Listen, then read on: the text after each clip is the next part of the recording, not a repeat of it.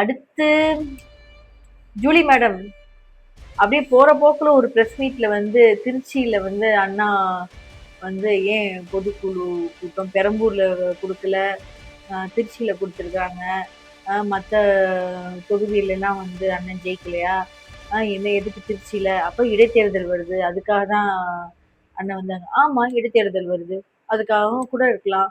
இன்னொன்னு அண்ணனை நம்பி வந்து அங்க ஓட்டு போட்டிருக்காங்க.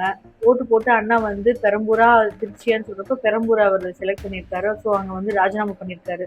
அப்படிங்கிறப்போ அந்த மக்களுக்கும் ஒரு வந்து ஒரு மனசுல ஐயோ அண்ணனுக்காக தான் நம்ம போட்டோம், அண்ணனுக்கே டேரக்டா போட்டோமே, விஜயனாக்கு போட்டோமே, அண்ணா ராஜினாமா பண்ணிட்டாரு, வேற யாரையோ தான் நிக்க வைக்க போறாங்களேன்ற ஒரு ஒரு எல்லாருக்குமே வந்து ஒரு டிசப்பாயின்ட்மெண்ட் இருக்கும்.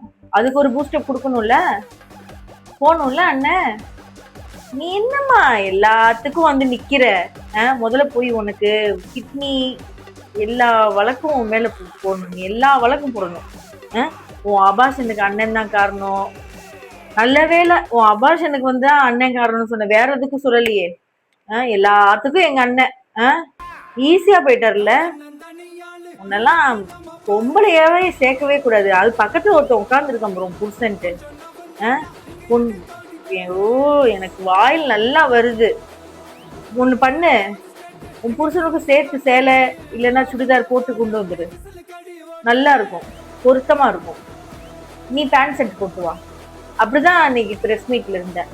கேவலமா ஆளும் மண்டையும் பாரு, பேசின பேச்சு. அடுத்து பிரஸ் மீட்ல வேற திருச்சியில வந்து அண்ணா வர்றது வந்து அப்படி பிரச்சாரத்துக்கும் சேர்த்து. ஆமா இடைத்தேர்தல் வருது, அண்ணன் கரெக்டா தான் மூவ் பண்றாரு. அரசியல் தெரியலன்னு சொன்னீங்கல்ல, தற்கூரி நீங்கல்ல எங்களை எல்லாரையும், இதுதான் அரசியல், புரியுதா? ஆனா என்னன்னு சொன்னாரு, யங்ஸ்டர்ஸ் எல்லாரையும் ரீல்ஸ் பண்ணிட்டு இருந்த யங்ஸ்டர்ஸ நியூஸ் பார்க்க வச்சாரு. அதான் அரசியல் மாற்றம். உங்க தலைவர் என்ன பண்ணாரு இவ்வளவு நாளா? கஞ்சா அடிக்க வைக்கவும், வேற மாதிரி ரேப் பண்ண வைக்கவும் இப்படிதான் நாட்டை வச்சிருந்தாரு, குளிப்பாட்டி வச்சிருந்தாருல, அதை மாத்தினார்ல எங்க அண்ணன். உன்னெல்லாம் உன்ன ரோட்ல 12 மணிக்கு அனுப்பி விடணும், அப்பதான் உனக்கு எல்லாம் தெரியும். ஜூலி எருமை வாயும் மூஞ்சி.